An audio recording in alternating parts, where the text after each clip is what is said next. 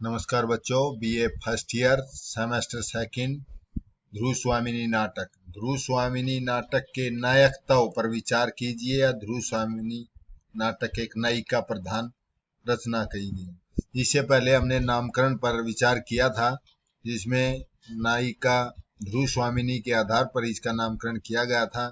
तो अब नायकताओं ऐसा ही प्रश्न है, बिल्कुल सेम ही है। तो उसमें नामकरण था, इसमें ये नायिका प्रधान नाटक है। तो एक बार विचार कर लेते हैं। आलोचकों में यह प्रश्न सदा से ही विवाद स्पष्ट रहा है कि ध्रुव स्वामिनी नाटक में नायक कौन है। इस नाटक में पुरुष पात्रों में रामगुप्त और चंद्रगुप्त दो प्रधान पुरुष पात्र हैं और नारी पात्रों में ध्रुव स्वामिनी प्रधान पात्र है। नायक संबंधी शास्त्रीय धारणा के अनुसार नायक बनने का अधिकारी वह पुरुष पात्र माना जाता है जो प्रारंभ से अंत तक कथा को अपने साथ ले चले और अंत में फल को प्राप्त करता है। जिस प्रकार फिल्मों में नायक क्या होता है, कोई समस्या होती है उसको दूर करता है और लास्ट में जो फल प्राप्त करता है, यानी कि वह लास्ट में विजय होता है। उसी प्रकार नाटकों में भी वही बात है। अन्य पात्रों की अपेक्षा उसका नाटक में सर्वाधिक महत्व होता है। ऐसे नायक या नेता पात्र में संस्कृत आचार्यों ने उच्च गुणों का होना आवश्यक माना है। उसे युवक, सुंदर, मधुर, नम्र, दक्ष, बुद्धिमान, वीर, उत्साही, दृढ़, समावान, प्रसिद्ध और तेजस्वी होना चाहिए। ऐसा पात्र प्राय पुरुष ही होता है। इसीलिए प्राचीन धारणा पुरुष को ही नायक मानने की थी। परंतु आधुनिक काल में अब दृष्टिकोण बदल रहा है। तो आधुनिक काल में दृष्टिकोण बदला है। पुरुष और नारी में प्राचीन काल से चला रहा भेद कम हुआ है। नारी भी पुरुष का स्थान पाने लगी है, क्योंकि जो नारी है वे भी एक महान है, उसके नाम पर नामकरण करना शुरू कर दिया है। यही कारण है कि यशोधरा और विष्णु प्रिया, ये मैथिली शरण गुप्त की दो रचनाएं हैं, उन्होंने नारी के नामकरण किया था।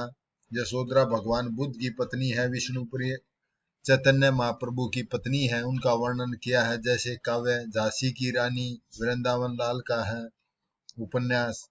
तो ध्रुव स्वामिनी नाटक तो इसी प्रकार नारी के नाम पर, नायिका के नाम पर ही इस नाटक की रचना की है।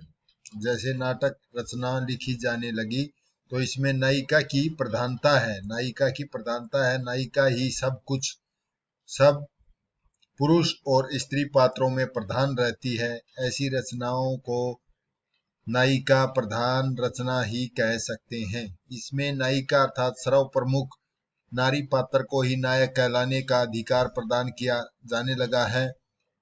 जब ध्रुव स्वामिनी नाटक पर विचार करते हैं तो दो तथ्य हमारे सामने आते हैं। पहली बात तो यह है कि यदि हम प्राचीन दृष्टिकोण से देखें तो पुरुष पात्रों में चंद्रगुप्त ही नायक बनने की योग्यता प्राप्त किए प्रतीत होता है, क्योंकि रामगुप्त तो अयोग्य, मदप, कलीव, कायर, विलासी है और वह तो नायक के स्थान पर प्रतिनायक ही बना हुआ है। न उसमें नायकोचित कोई गुण है, न ही अंत में फल का भोगता है। उसके अधिकार छीनने के लिए ही तो नाटक में सारा संघर्ष और प्रयत्न चलता है। रामगुप्त के नायक बनने का तो कोई प्रश्न ही नहीं उठता है। उसकी तुलना में चंद्रगुप्त में धीरोदात्त, यानी कि अच्छे नायक के गुण हैं।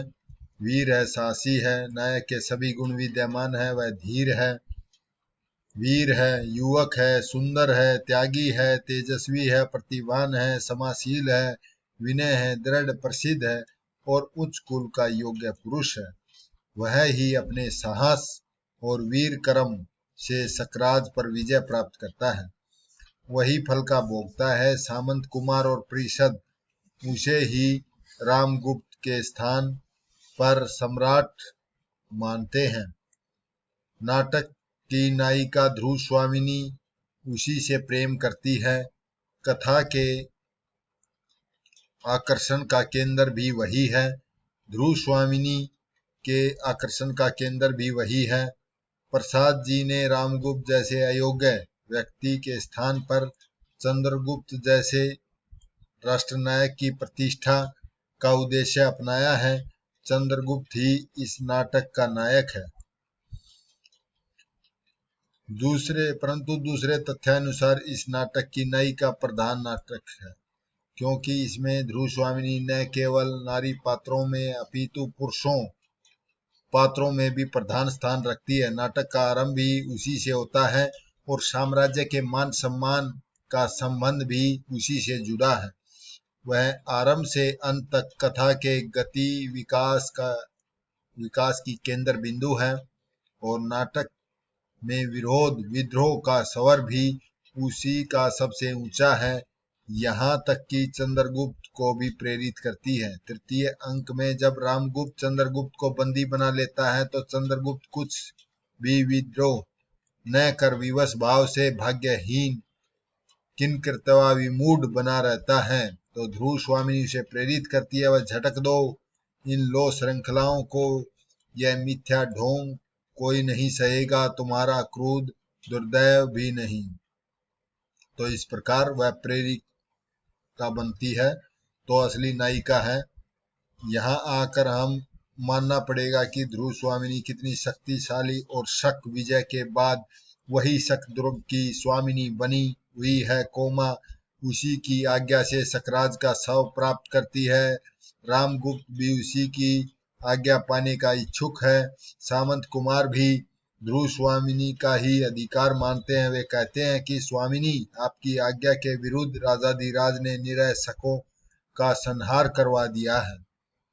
अंत में भी राजाधिराज की जय के साथ ध्रुव स्वामिनी की जय के नारे लगते हैं। नाटक से फल की प्राप्ति होती है। प्रसाद जी ने इसे ही महत्व देने के लिए इस नाटक का नाम ध्रुव स्वामिनी रखा है।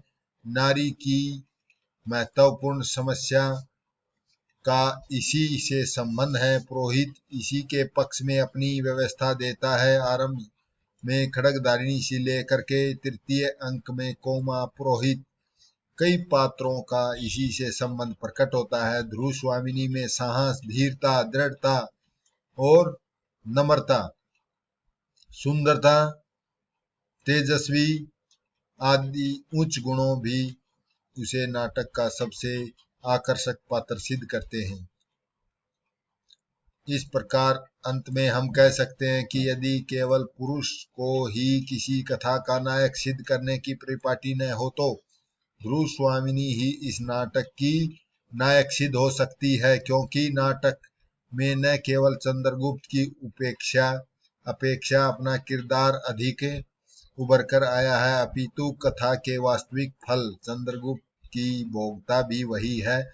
चंद्रगुप्त के नायकोचित कार्य की वास्तविक प्रेरणा शक्ति भी वही है। साथ ही नाटक की मूल समस्या जिसका संबंध स्त्री अधिकार और शर्तों से है, केंद्र बिंदु भी वही है।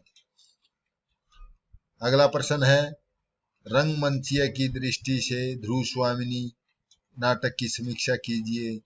अभिनेता की दृष्टि से ध्रुव स्वामिनी एक सफल नाटक है। ये थोड़ा लंबा प्रश्न है, इसलिए अगला वीडियो में करेंगे। धन्यवाद।